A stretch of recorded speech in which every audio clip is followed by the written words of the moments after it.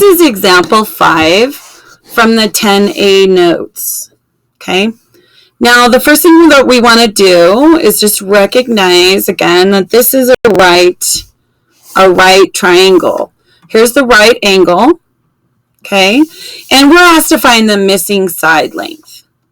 And so just like we have done in 10A, we're going to use the Pythagorean Theorem formula. Here's our template. When you guys are doing it, this is the kind of thing that you guys want to do. You'll recognize that you're going to use that Pythagorean Theorem formula that says that the leg squared plus the leg squared is going to give you that hypotenuse squared. And this is the formula from that theorem we use to find that missing side length. So again, we're going to label our sides. Here's a leg. Of course, those two sides that make up our right angle, that's our legs. That long diagonal opposite from our right angle is our hypotenuse.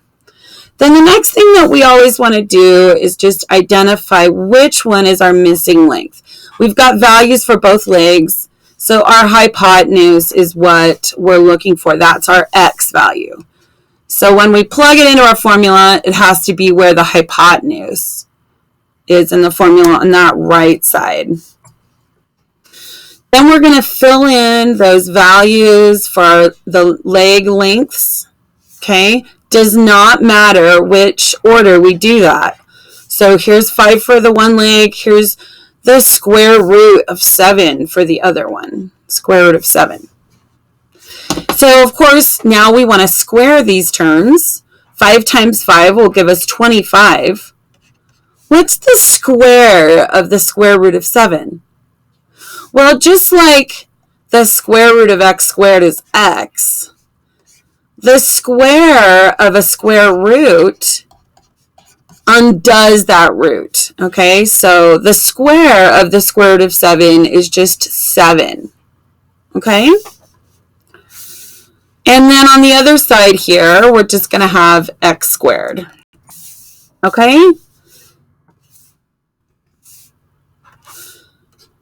So now we want to add these terms together. 25 plus 7 is going to give us 32. That's going to be equal to x squared still. Let's flip these around. Sometimes you guys are used to having that x on the left-hand side. We're just going to switch them. We're literally just going to swap places. And we can do that. Everything on the left can go on the right and vice versa. So in order to find the value for x, we're going to take the square root of both sides. And that will give us x equals, now what's the square root of 32? Well, it's not a perfect square. So we want to see if we, again, you can leave it x equals the root of 32, but it's always better to do our prime factor to see if we can simplify. So 2 goes into 32 16 times. 2 is prime. Got to keep going on 16. We're going to go 2 again, and that's going to give us 8. And we're just going to keep going until we have the prime factors for the square root of 32. And here it is. We've got 5 2's. So 2 sets of 2 come out. This one will have 1 2 come out. This one will have another 2 come out. When they come out, we'll have 2 times 2. Then we have 1 2 that gets left behind. So our answer will be 2 times 2, which is 4, root of 2. Okay?